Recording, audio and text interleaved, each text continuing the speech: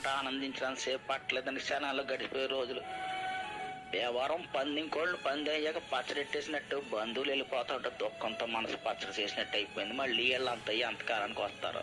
తాపేశ్వరం, పూతరేకులు, పెద్దాపురం, పాలకోవ, ఏలూరు, పెరుగు చెట్టు, కాడట్టుకొచ్చిన జున్ను పాలతో తీయడు జున్ను అన్ని కబుర్లు ఎట్టుకుని తిన్నప్పుడున్న మధ్య ఒక్కసారిగా పోయి సంబరం గాలిలోకి ఎగిరిపోయిందండి. కళ్ళకి మసకేసి చీకటి కమ్మినట్టు అయిపోయిందండి. ఇప్పుడిప్పుడే దిగుతున్న మామిడి పిందులతో మెంతి బదులు ఎడితే పిల్లలకి తీసుకుంటా కంచాల మీద కలపడ్డారు. ఇవన్నీ రుచి కుదరడం వల్ల అనుకున్నాం, కానీ చుట్టాలతో వచ్చిన పిల్లలతో జత కట్టిన సరదాలని నిజం తెలియలేదండి.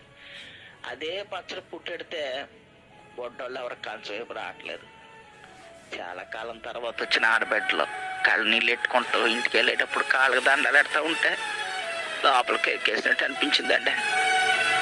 ఏం చేస్తామండి, ఎవరి సంసారాలు వాళ్ళవి. బరువు ఎక్కిన గుండుతో సెంగుని సరువుడి కట్టి కాళ్ళకి పసుపు రాసి కొత్త బట్టలతో కట్నాలకి పంపుతూ ఉంటే మళ్ళీ అప్పగింతలప్పుడు వచ్చిన దుఃఖం పొగులు వచ్చేస్తుందండి. గోదావరిలో అంటే ఏళ్ళ కోళ్ళ మనుషులు అనుకుంటారు కానండి, ఫ్యామిలీ ఎక్కువ ఎర్రోళ్ళు అండి. చాలా మందికి తెలవదండి. రైతులంతా ప్రపంచానికి బోబెట్టడానికి పొలం వైపు పోవడానికి సిద్ధమైపోతున్నారు. పాలోళ్ళు క్యాన్లు తోసుకుని రేపటి నుంచి పాలు వేయడానికి తయారైపోతున్నారు. కూరగాయలు అమ్మేటోళ్ళు పొద్దుగాల వచ్చి ఆటో బళ్ళోళ్ళతో మాట్లాడుకుంటున్నారు.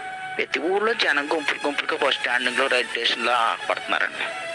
చూస్తూ ఉండగానే అయిపోయిందండి పెద్ద పండుగ.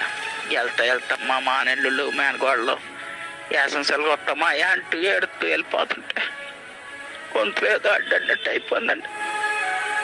ఆ పిల్లలు మొక్కలు చూస్తే జాలేస్తుందండి. హాయిగా ఆడుకుంటున్న ఊతు తుళ్ళుతూ పండగ గడిపేశారు.